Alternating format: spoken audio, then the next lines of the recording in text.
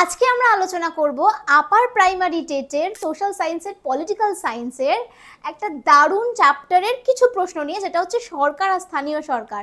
আমরা অলরেডি ক্লাসে পড়ে ফেলেছি, তো আজকে আমরা প্রথম প্রশ্নটা দেখতে পাচ্ছ তোমরা, কি আছে, পঞ্চায়েত রাজ প্রথা কোন বছরের সংবিধান সংশোধনীতে স্বীকৃতি পায়। এটা দারুণ প্রশ্ন।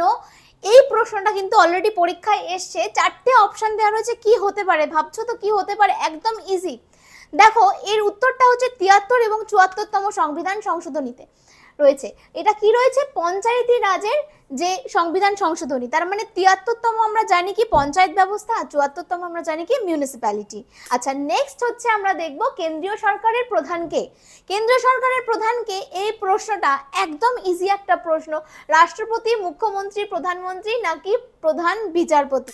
আচ্ছা, এই প্রশ্নটার আনসার কেউ করতে পারবে? দেখো, এই একদম সহজ প্রশ্ন। আমি চাই যে তোমরা এর আনসারটা করো। এর আনসারটা কি হবে ডেফিনেটলি তোমরা কমেন্ট বক্সে কমেন্ট করে জানাও। চলো, আর নেক্সট পয়েন্ট, নেক্সট প্রশ্নটা কি রয়েছে? শহরে এলাকায় বর্জ্য ব্যবস্থার দায়িত্ব কার? বর্জ্য ব্যবস্থার দায়িত্ব কার? গ্রাম পঞ্চায়েত, জেলা পরিষদ, পৌরসভা, পৌর নিগম নাকি পঞ্চায়েত সমিতি?